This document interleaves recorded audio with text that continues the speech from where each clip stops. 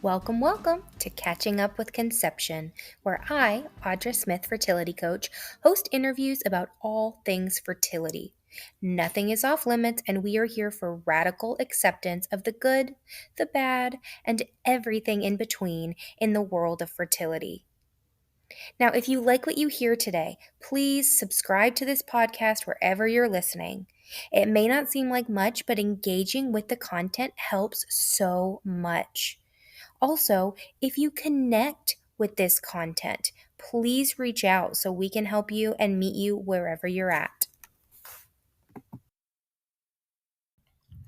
Well, so today we have Dr. Grace Lee-Brindle. Her Instagram is the Not So Fertile Psychologist. And I could tell you about her, but I think she'll do a little bit better job of it. Grace, can you tell us a little bit about yourself? Yeah, so I mean, the short version is that I'm a clinical psychologist that lives in the UK, and I work in the fertility space, but I also am struggling with secondary infertility myself as well. So I am now almost solely doing fertility therapy with clients at the moment. Wow. Now, did you start out planning to work kind of in the fertility field? No, actually, that's a really good question. So I've always wanted to be a clinical psychologist, like since I was 14, which I think is most people do not know what they want to do at 14, but I was very specific that that's what I wanted to No, I do. love it. But I actually wanted to do it because I really wanted to work with mums and babies, and specifically about working with their attachment and bond. And when I qualified after doing my doctorate, that's what I did. I specialised in working with mums and babies for a while.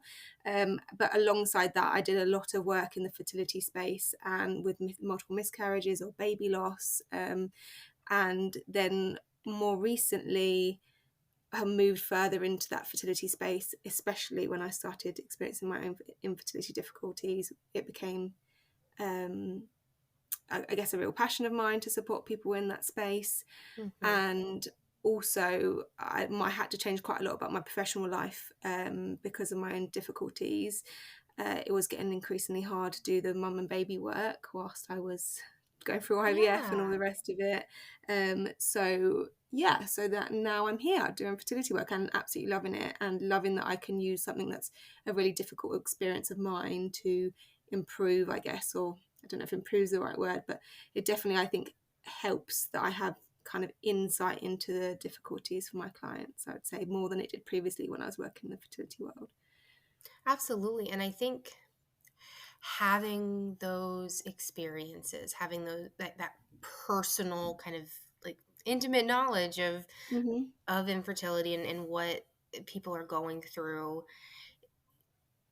I think it lends a softness to kind of how we help people because we Yeah, know one just how hard it is in general, but also like how easily you can say the wrong thing to someone in that mm-hmm. situation, right? And Yeah, so there's just that kind of increased awareness that if you haven't been through absolutely. it, you just don't really You know. don't know. I think if you haven't been through fertility difficulties, I think you can assume, like people assume that the only issue is not getting pregnant, but actually it has such an impact on so many areas of our lives, Yeah. that the insight you get from being on the other side of it and experiencing the difficulties yourself, you see the impact on your relationship, like your feelings about yourself as a person, your self-esteem, or lots of different areas of your life are affected. And I think that's something that you can't fully appreciate until you've been in it. Yeah.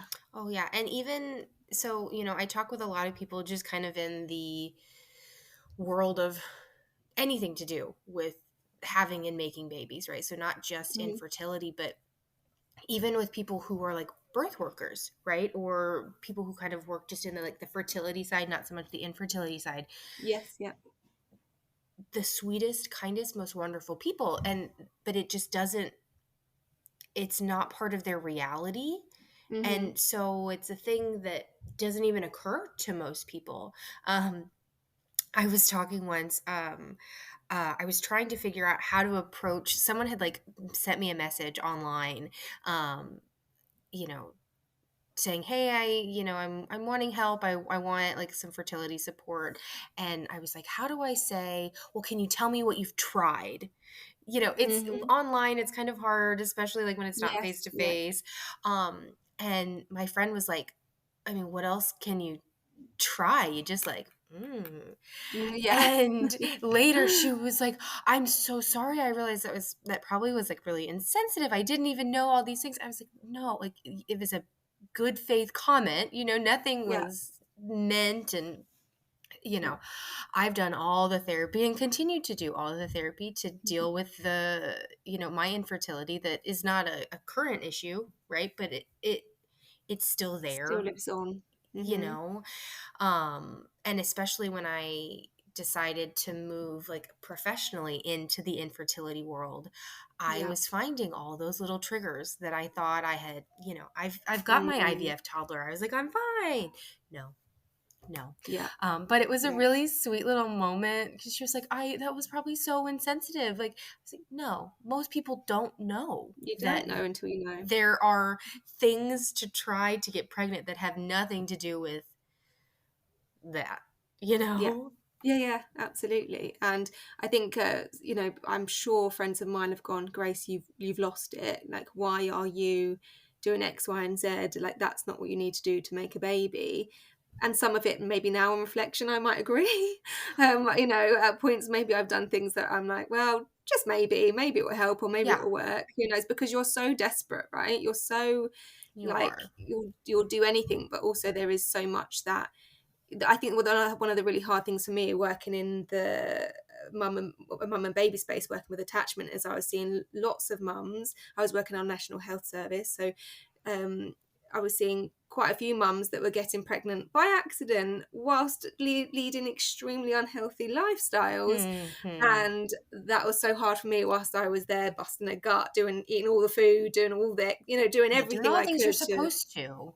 Yeah, yeah, and it's so hard to get the balance right between kind of sacrificing so much of your life that you're not losing your mind versus doing what you can to help yourself. I think that is something that comes up so much in the therapy work I do, like That's what I finding the was gonna say. balance. I would imagine a lot of what you do and a lot of what I do, right, is helping to manage the all the feelings from Yeah, that, right? Like, we can't get you pregnant. That's yeah. not our specialty, but Mhm. can help you while you go through the process so that you don't feel like you're losing your mind. Absolutely, yeah. And so I think you can lose so much of yourself through fertility issues, right? And Yes. I think ultimately, if you kind of put in a nutshell what my work is often is having people find themselves again, alongside fertility. They're not infertility, they're themselves, but the infertility alongside. Oh, I It's not love the that. whole Like, of them.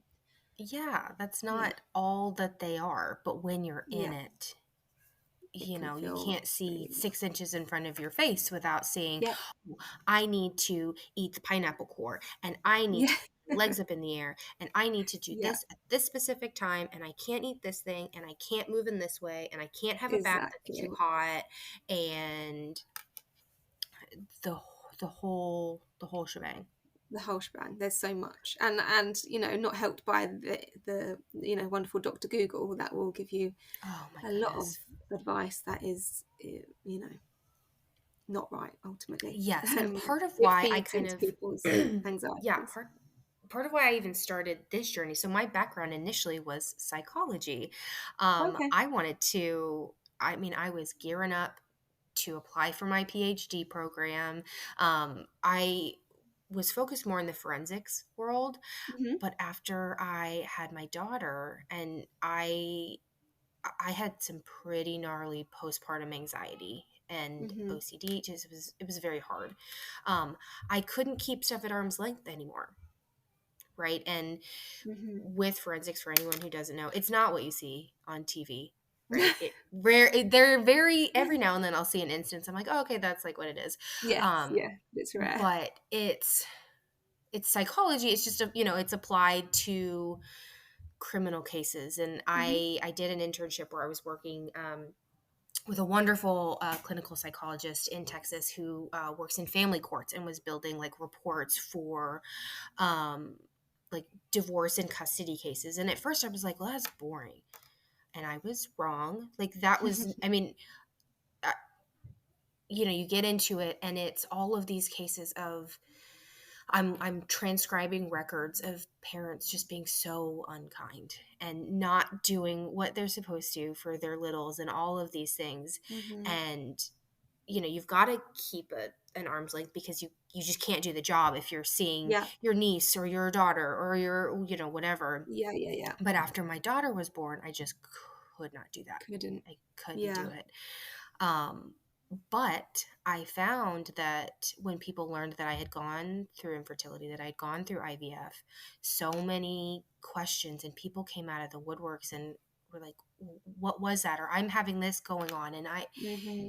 And I've taught for 10 years. And so that like education piece, like being able Mm-hmm. to kind of explain, well, one, this is how you get pregnant, or this is like, that little window of time. Mm-hmm. But also like, here is what are some things to look out for. Here are some Yeah. tests that could look into what's going on, or here is that process. And, that kind of is what led down this road to deciding that this is what I want to do and Yeah. help in this field. And I think one of my favorite things is getting to meet people like you and all of the other wonderful people who have such a heart for service and Mm. taking what is very painful personally and trying to help others. Yeah. I I think don't usually the talk this fertility much on space. these things. I usually try and ask questions, but I think it's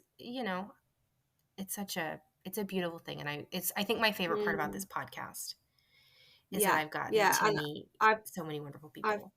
yeah, I've been amazed at, like, since actually I think when I decided to I left the NHS and went all in on kind of my own private. So yeah, you're private. Yeah, I left the NHS when I decided I didn't want to work with mums. I don't know if I'll go back, but at the moment I made the decision to not work with mums and babies or solely. When I made that decision, I couldn't stay in my current NHS job because that was very much the focus of the work I was Yeah. doing, um, alongside some other baby loss stuff. But so I had the decision to kind of stay, but like do a job that I wasn't. There's no fertility work in the NHS. There's Yeah. not. You can't really get fertility therapy. So I had a choice to leave or stay and do something that I wasn't in love with work wise. And I already felt like, what, I don't have the baby I want. And now I'm losing like the career I want. I don't want to Yeah. sacrifice and do something that I just don't particularly like, but I'm just doing for a paycheck. So I made the decision to fully leave the NHS and jump fully into private practice. And so I started the Instagram account. That was when previous to that, I hadn't told many people about my fertility journey. My family didn't know. Oh wow. Um, so I just made a big jump and started the Instagram account and just went all in really. And yeah, it's amazing to see the community out there of people that are struggling and just, how amazing some of the people are, that the work they're doing and the support they're providing for people is just, yeah, it's And how amazing. has that been? Kind of taking the leap into private practice. Yeah, it has been good. I had the initial panic that, oh gosh, what have I What am I done? I'm doing? never going to be able to fill my diary and I'm going to, all of it. And it was really, it was a lot. And actually because part of it all went alongside like having this public, putting myself out there on Yeah. Instagram and all of that. And actually, I'm very reserved. When I told my friends I was starting an Instagram account to like tell my story, they were like, huh? What? Like, yeah, are you sure about that? So it's been a lot, but do you know what? I think it's actually massively helped my fertility journey, having like a business to focus on and work and thinking Oh about helping yeah. others, to focus on outside of like just the struggles that I'm going through, has been so helpful. And it's given me something to focus on and to think about and to grow and nurture outside of, it's still the fertility space, but in a completely different, it's a Yeah. completely different thing to the fertility stuff I have to think about for myself. So Yeah, and um, the phrase giving the struggles meaning is not the one I want to use, right? But you're taking it and yeah. again, it's not doing. You can probably hear children screaming in the back. It's loud in my house too. But that's part of it, right? Part of Yeah, my podcast is one, I'm not very good at editing, and two, it's real life. yeah. Sometimes there's crazy babies in the background. But again, you would probably be able to think of the correct phrase because it's not making me. There's meaning as it is, right, in our Yeah, struggles, but yeah, doing something maybe productive with it for me yeah. feels better. Absolutely. I think it is, it's making something rubbish into something good, taking, it's making the most of a bad situation, really. Or I don't know. Yeah, you're right. It's hard to find the right phrase, but like Yeah, um, it definitely feels like it's massively helped me. And also, like, giving people advice on Instagram about how to support their mental health has kind of held me to account. I have to yeah. go, oh, when I write the post, I'm like, oh, haven't really been doing this. Oh, I've been beating myself Mm-hmm. up, like all of that stuff. And then I'm like, oh, I need to, and it really does help me to keep myself in check. And I've had my own therapy as well, and I'm still in therapy, but As we all should be. I fully believe everyone should have therapy regularly. therapist, yeah. I mean, I obviously back it because Yeah. I'm biased, but yeah. But also, it's just the Instagram account and helping other people with the same thing you're struggling with really does hold you to account a little bit and make you reflect on your own life and what you're up to. So yeah, it's been great. There's been moments that it's been a bit difficult, and I'm not gonna lie, I don't know, like you, I guess you didn't do the job when you were in the fertility struggles, so I Correct. think, Yeah, I yeah, was not very open during. yeah, I like there was a handful of people that knew because they had to know like work and stuff like that, but no. It wasn't until I was kind of through it. yeah, yeah. That's Lucy. Hi, Lucy. She's a very good alert dog. She will Yeah, alert you if there's anyone that's out there. But yeah, that's got to be um how do you kind of handle that? yeah, When you're working with patients and it's all stuff that you're going through now. yeah, yeah. I think it requires a real huge amounts of self-awareness and self-compassion and being really kind to yourself. Like, I'm really, I say that I've slipped recently, but I'm trying to be very boundaried about how many clients I'll take on, when I'll Hmm. take them on. I make sure I give myself lots of space, um, and I just check in with myself and kind of make like you could. I think it would be lying to say that if I've had a bad day, I've just had a negative test or whatever, and I'm going in to see fertility clients, that I'm like, oh, this is all cool and it's totally fine. There are times where it's hard, but for me, I think the benefits outweigh the negatives, in that, like, actually um, working with those working with those clients despite my own struggles is really helpful. And I think it's about just, I knew to leave the NHS and stop working with mums and babies because I could feel, Hmm. I knew it was getting too Yeah. much for me. I had a couple of times where I was like, I knew one of my clients, for example, was trying for a baby, not trying for a baby, but not using protection, and had multiple kids, and just wasn't doing a great job of looking after them. And I had this feeling like, if they get pregnant before me, I might lose my mind. Like, I Yeah. don't know if I'm going to be cool about that. And I don't know if I'm going to be able to handle that very well. And that was one of the key flags to me, that, like, you need to get out. You need Yeah. to not do this for a little bit. And so I guess I'll be fully aware. But right now I don't have those same feelings for the fertility space, because actually people are Hmm. in it with me, and I would feel nothing but joy if my clients were to get pregnant, because Yeah. it's, No, you're I in a get very that. different space. Yeah. So, but I think you have to be, I think it's about I look after myself. I work really hard at being boundaried, And it is and work. yeah, But yeah, holding those boundaries, especially like those self boundaries. But I always say, because I've had people come up to me like, thank you. Like, I'll even in like friend settings. There have been times where I'm like, I can't talk about this. I'm not in an okay space. And afterwards Yeah. they'll come up like, that was really amazing. Like that I could never do that. And I always say that holding boundaries is hard, but not holding boundaries is harder. Yes. And Yeah. Yeah. Absolutely. And I think that that's right. Like I do sometimes, I get a client inquiry and there's this pull to do to see someone and help them. But if I know I'm at capacity and it's not, it's not going to serve people well if I take on too many people and I feel yeah, overwhelmed by it and I'm not looking after myself. Um, like you say, the impact of not having those boundaries is way worse than having yeah. to say no to people and try and hold them. So it's just about that really. And I also find that like lots of my clients now know about my journey because they've come through my Instagram account. And Mm-hmm. actually there's something about, like, not that I don't talk about massively about my fertility journey in therapy because that's not what it's Yeah. for. It's about them, not me. Yeah. But actually there's something about not having to be inauthentic and not myself. Yeah. When I was, in the NHS, no one knew and all the rest of it, actually just turning up and having to pretend, really pretend, is different. Even though, again, I'm not turning up to my clients crying when I'm sad, but Yeah. there's just something different about But they them knowing know. and having that shared knowledge and just, yeah, I don't have to fake it in the same way, I think. And I Yeah. think that feels really helpful.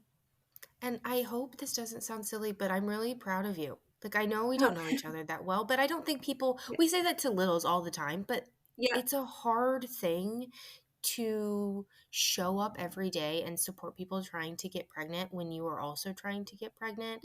And I Mm-hmm. just think it's a beautiful thing. And I hope you are kind to yourself, and I hope you do feel proud of that. Yeah. Self proudness, self props is not something I do particularly well. I'm not, I'm so, the face you made, I was like, that's me. That is the Yeah, face that yeah. I would make. Just like, But like I said, I tell my 3-year-old I'm proud of her all the time. And at some mm, point we just stop telling others that we're proud of them. yeah, And I think that that is not fair because as adults we do big hard things and yeah, it yeah. feels good when people are proud of us. So, Absolutely, you're I right, hope you're and proud. it's something I'm definitely working on. But yes, it's um, I will go to as far to say as I'm pleased that I made the jump. I think it was the right decision to kind of leave the NHS and come do this. It's not a whole new thing for me. I was working in, I've done Mhm. infertility work pre my own fertility, so I think that helps as well because I'm not going like, oh, I'm struggling with this really specific thing. I'll go just start new work in that without kind of prior knowledge. Yeah. Um, but actually kind of making the leap to just doing it full time and Mhm. you know, I guess I am proud of myself for it, and I feel like it's You said it. paid off. And yeah, um, Good. but it makes me like squirm in my seat. Right? It does. Yeah. I'm the same way. So, I Mhm. get it. Right. Well, so I was looking through your website and it was talking about all the different like types of therapy, like approaches that Mhm. you use with your now, do you prefer to call them clients or patients? Because I I say know clients. okay. Yeah. With your clients. Uh can you talk a little bit about some of those? Because I was like, oh, that's neat. Of That's course. cool. So there's lots. I'm trained in lots of different therapies. Some of them are no longer relevant to the work I do because obviously they're related to mums and babies and stuff. But I guess in the fertility space, there's three that I probably draw on the most because they just fit with what people need so often. Mm-hmm. Compassion focused therapy is probably like the core of me as a psychologist, and it's probably what you see so much of in my Instagram posts and things. It's being kind to ourselves ultimately. And I honestly, people look at me sometimes like, duh, be kind to yourself. Sure, I've got that tick. How are we going to spend all our therapeutic time thinking about self-compassion? But actually it's honestly one of the hardest things I think you can do is be kind and compassionate to yourself, especially for a journey where your body is literally failing you and you feel like a failure often. It's so hard to bring Yeah. kindness to yourself. And um I struggle with it. I think most people, like, well, almost everyone I work with does. So it's a most people know CBT, right? So it's a third wave CBT approach. So it's kind of the Which core of for it anyone is who doesn't, that's cognitive behavioral therapy. sorry. I As know, such a I know what it psychologist, is. you make the assumption of of the acronyms, Yeah. but yes, it's cognitive behavioral therapy, but changed around a bit and reframed to really add in, because I think what they were realizing is with CB, with cognitive behavioral therapy, that some of it felt a bit harsh at times, like you just got a negative thought, need to change that negative thought and then it'll all be better again, and actually, so compassion focused therapy has kind of changed it a little bit, so that actually it's the first part is acknowledging just how hard all of this is, and just Oh, how beautiful. much we need to be kind to ourselves through the journey of change, because if we're not doing that and we're beating ourselves up to make change, actually It feels a we're little just adding toxic more layers. positivity and Yes, just not what exactly. we're aiming for, because Yeah, you should absolutely. it is if you want to have a baby and you can't get pregnant or can't stay pregnant, you should be sad. That is a sad thing. And that's okay Yes. to be sad, Yeah. right? But so I love that. I love that that's the first step. I think that Yeah, that's just very kind of important. really allowing yourself to notice, recognize, feel your feelings, not beat yourself up for them, because I talk about, like, you have your feelings that are associated with infertility, and then you go and beat yourself up and say, I shouldn't be feeling this way. Like, for example, I shouldn't be feeling this way, it was only, I wasn't going to get pregnant this month anyway, so why am I feeling sad? I didn't, I knew I wasn't going to, like. And so you add another layer of difficult feelings on top of the already difficult feelings that you of course have because of infertility, and so it just adds up. We're just piling on more difficulty, whereas if we can go, I'm having these really difficult feelings about infertility, and of course I am. That's really understandable. It's really difficult, and we kind of bring kindness and compassion to ourselves. And it sounds fluffy and and I think people think it's going to be like a really easy, but actually part of self-compassion is making yourself hold boundaries, challenge yourself to do new things. It's not Hmm. fluffy. It's not about like just be kind and then it'll be okay. Like, But also it's being about being kind to kind. yourself sometimes is hard. So hard, so hard. Yeah, So, yeah, I mean, and so yeah, I mean, I love that you like sometimes people just think it'll be fluffy. A lot of things that seem fluffy are actually very hard. yes, absolutely. I completely agree. So yeah, so that's kind of the core. Then I do EMDR, which is eye movement desensitization and reprocessing, which is a really catchy title. And we can um, just from here on, we'll just call it EMDR. EMDR, yeah. Like a It's research a paper, right? We said all the words and now we just Yeah, use the acronym. exactly. We and that's a trauma approach. So I don't know if you know much about it, but it's basically involves eye movement or often tapping, which Yeah, I've heard about it, but I don't understand it. So I would and love for to be that's honest, there's even the experts aren't entirely sure exactly why it works, which is a very strange thing because I'm very science based, like. yes. So to not understand why I'm doing what I'm doing works is very hard for me. But there's huge amounts of research to say it does work, and there's evidence that it works and works very well. So And can I you have to lean explain a into little bit the about what it is? Like what yes, yeah.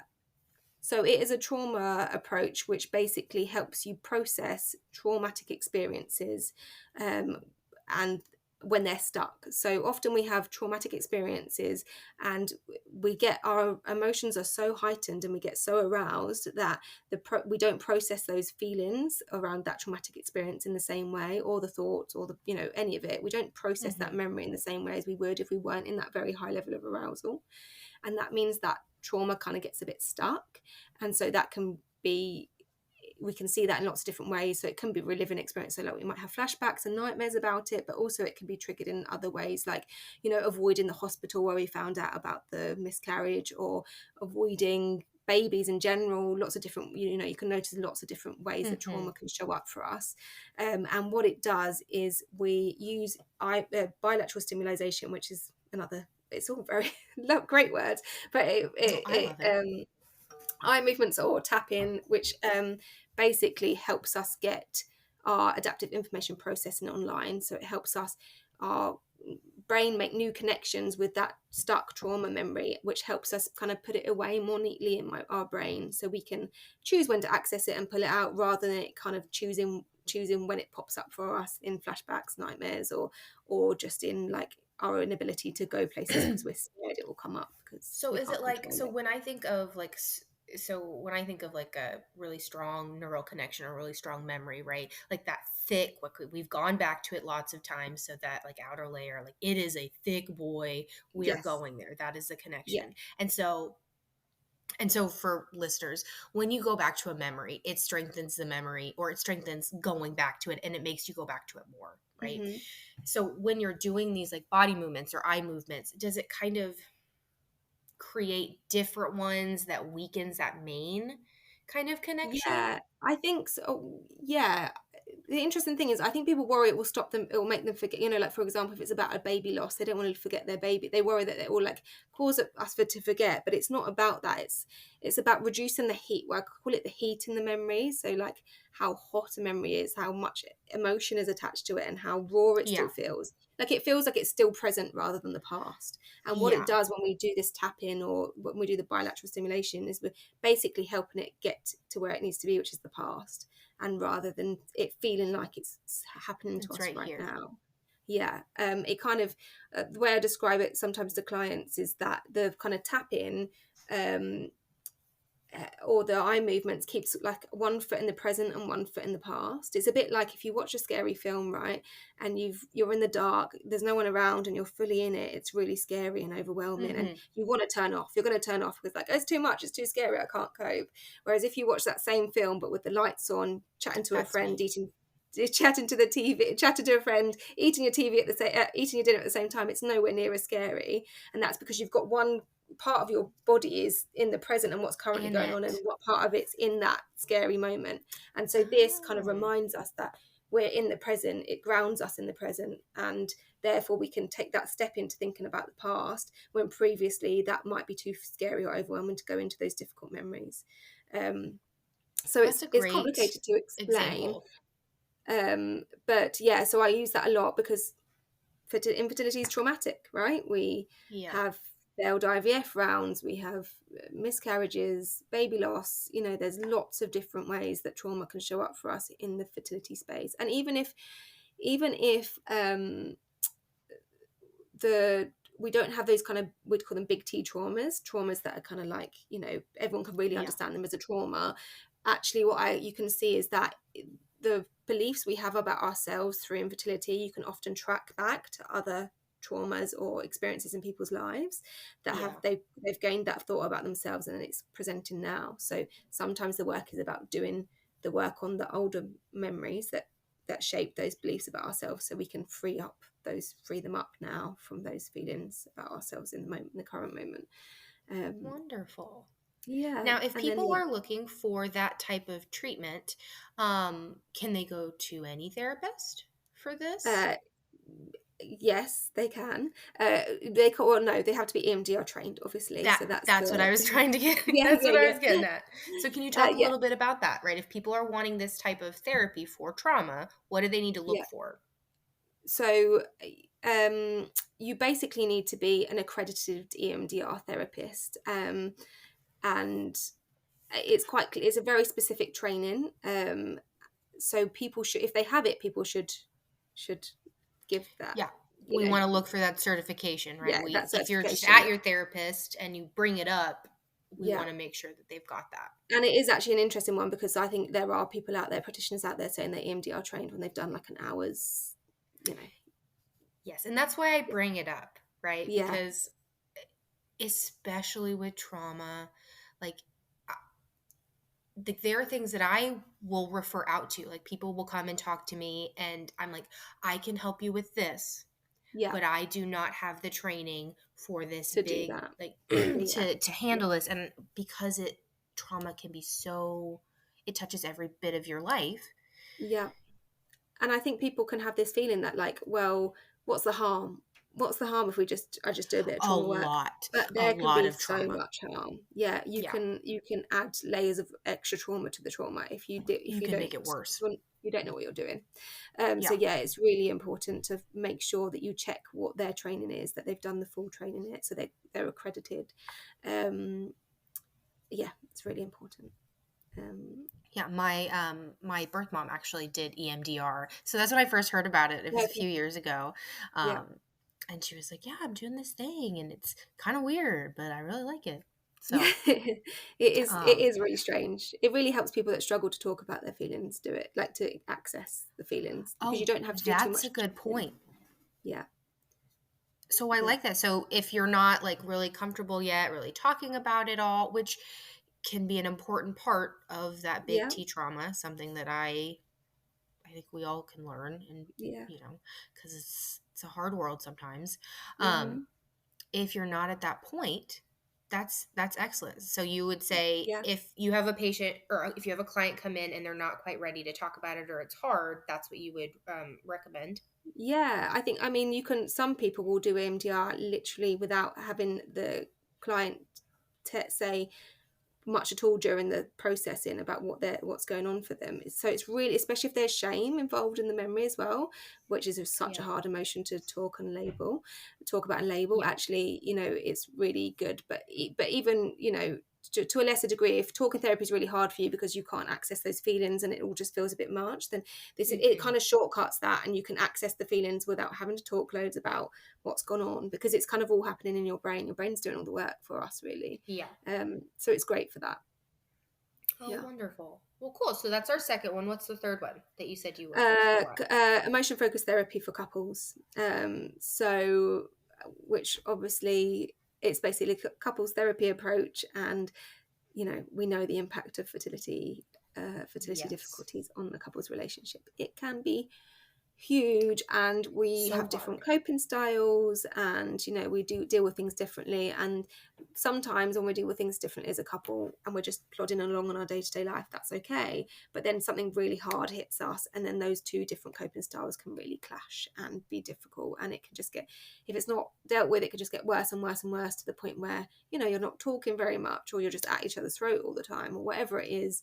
So yeah, so it's emotion focused because, as you might tell from all my three approaches, I'm all about the feelings, Yeah. and it's about helping couples connect on an emotional level again, and to think about those communication styles and how they can, and the patterns they're in their relationship, what's causing them difficulties, and how they can find their way back to each other ultimately.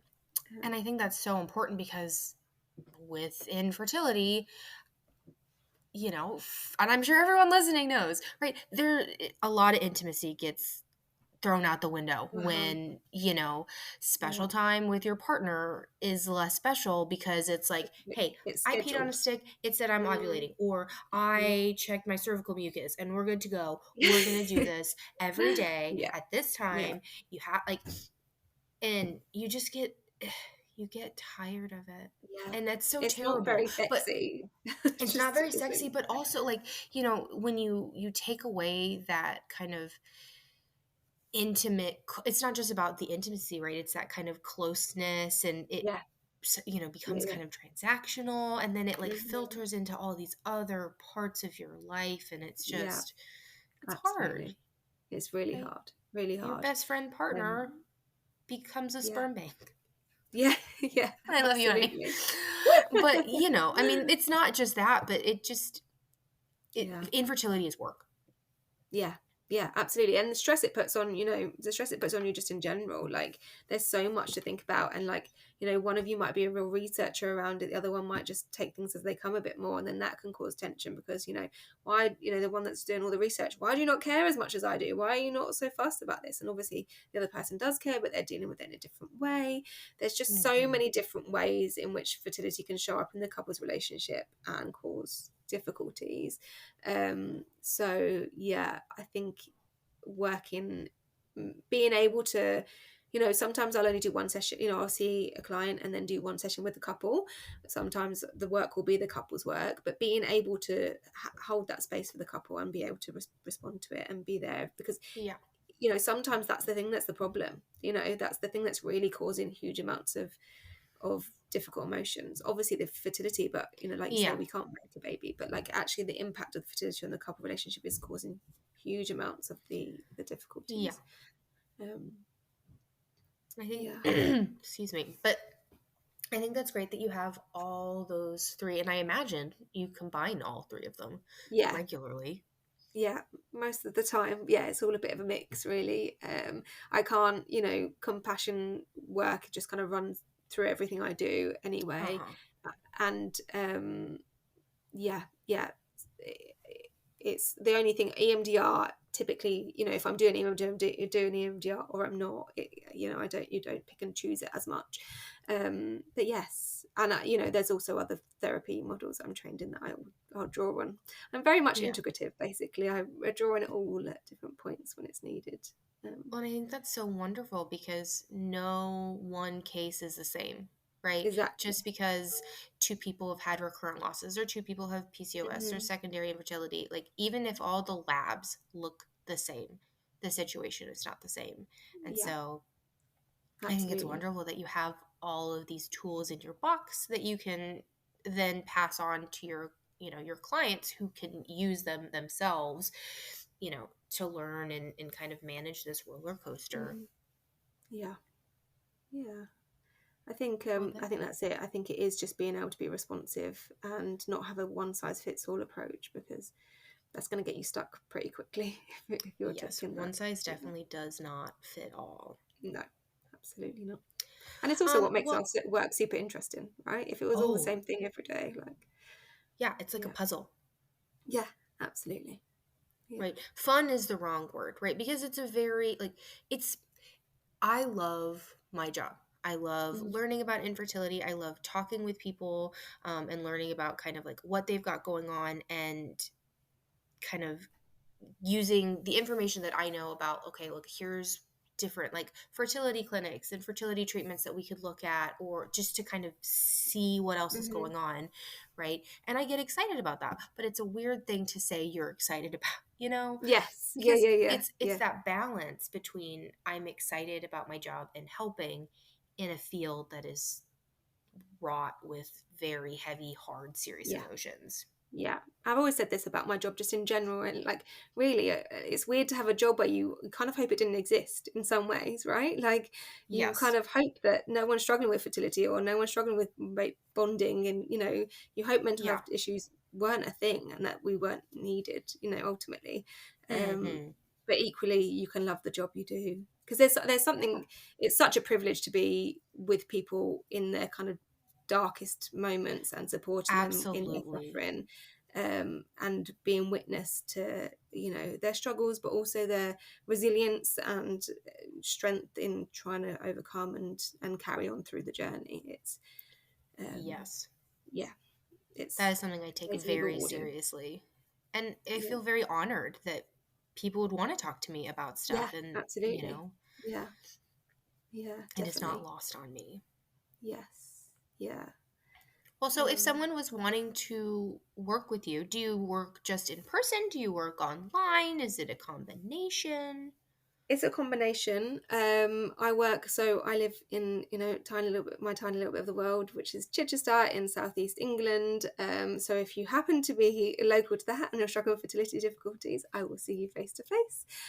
But for the most part, I do online work because people see me because of my speciality, not because of my location. So I Mm-hmm. typically do one day a week face to face, and the rest is online. Oh, very cool. Yeah, because I want to be as accessible as possible. Um, Yeah, I yeah. feel that. Right, I live in a small little town in the state of Washington on a Okay. little peninsula. So I get mountains and I get ocean. Oh, And because I'm nice. next to the water, it like insulates the weather. So it's just like, I mean, it gets cold and it'll snow a little bit, not as much as I would like, but I say that I don't have to shovel snow and I'm not freezing all the time. Yeah. Um, but yeah, like I don't want to, there's more people that I want to help. I don't want to just close off all of the Yes, things. And more people exactly. I want to get to know, right? Yeah. Like Yeah. you Yeah, and other exactly. people. Yeah, absolutely. And so you do work virtually sometimes and you work in person if Yes. we're in Chichester. Did I say that right? Yeah. Probably Yeah, not. perfect. Yeah. Woohoo! Well, if someone was wanting to find more information about you or wanting to work with you, what would they do? How would they go about that? So my website, glbpsychology.co.uk, or Instagram, the Not So Hmm. Fertile Psychologist. That probably gives you kind of a really good insight into who I am as a therapist. And I've also started a newsletter, which you can join through the Not Oh So yeah, I Fertile joined it. Psychologist. Yeah. So yeah, that's probably the best way to kind of reach out to me, find out more about what I do. Yeah, and I guess the Instagram and the newsletter, I want to help so many more people than the people I can see face to face once a week. Mm-hmm. You can't fit everyone in, and people are so often not in a position to afford it or whatever else. So Instagram and the newsletter gives me a real chance to be able to kind of spread some knowledge and help, and actually talk about my own experience and story as well, because I hope that helps people see that I'm a psychologist and I'm struggling with some of this stuff, like Yeah. yeah. And being open about it, I think, just builds the community and Yes, reduces the stigma, because absolutely. it's awful that there is one, because it was not talked about, Yeah, but it yeah, is a yeah, thing. absolutely. Yeah. Wonderful. Well, so if you could leave our listeners with one or two pieces of advice, what would it mm. be? um I guess probably the main thing I think people need to consider when they're going through infertility, I think, because it's not like, people don't see it as a medical condition, and society doesn't really see it as a medical condition. Like, It's if rude. someone had a kind of serious long-term medical condition, then they'd look at their life and think, what needs to give? How do I need to look after myself during this time? What support are people going to bring in? All the rest of it. And actually, because it's not seen as a medical condition, people, I think, have the assumption and view that they should just be able to kind of carry on plodding on with life as they were pre-infertility. But the Mm-hmm. toll it takes on us is so huge. There's the emotional toll, there's like the actual reality of like hormones and injections and all the rest. There's so much to it. And so I think actually listening to our body and what it's telling us, and giving ourselves some space to say no to that event, not maybe drive yourself to the ground in your career at this point in time. Choose to have, Mm-hmm. to cruise a little bit. Like, just, Like, it's you okay. don't have to be pushing all the time. I think it's just listening in and really thinking, what do I need to do for myself to look after myself during this like extremely difficult time. um Self-care, ultimately, it sounds Yeah. so straightforward but is so hard. And I think the key thing is reminding yourself constantly that, like, you're in a really difficult place that lots of other people don't ever have to be in, and it's okay if you need to take that break, feel the feelings, let Yeah. all the Make the feelings be. adjustments. Exactly. And it's okay to feel any feeling you're feeling. All your feelings are valid. If they're there for a reason. So, I think feelings like anger and jealousy, and they can be ones that people find really hard to kind of accept or let Yeah. be. They want to push them away and go, they're not there, or push them deep down, pretend they don't exist, and then they just won't be there. But actually, when we ignore our emotions and when we ignore them, push them away, actually the impact of them becomes so much worse, so much bigger. They somehow Mm-hmm. grow when we push them, in some respects, or our distress at least grows. When we can be in a place where we acknowledge that, of course, we're angry, and of course we're jealous of people that have, that child we want, and all the rest of it. Of course we have these feelings, and we try and acknowledge them and accept them and give them space. I think that's when we can then have space for other things in our life as well, rather than just being so focused on this constant pushing away of the feelings that takes up Yeah. so much of our energy. We don't have energy to see anything outside of Anything it. else? Yeah. Yeah, yeah. Oh, So, yeah. wonderful. That was like that was perfect. So thank you. Well, awesome, guys. Thank you so much, Dr. Grace Lee Brindle. And I will put if you guys want to contact her or find her, I'm going to put all the information in the podcast notes. And just thanks for listening. Thanks so much for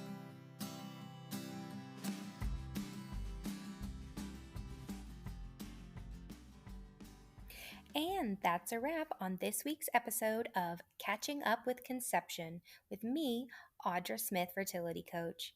I want to thank you for joining us and ask you to subscribe to this podcast on whatever app you're listening on. It may seem small, but it really does make a big impact.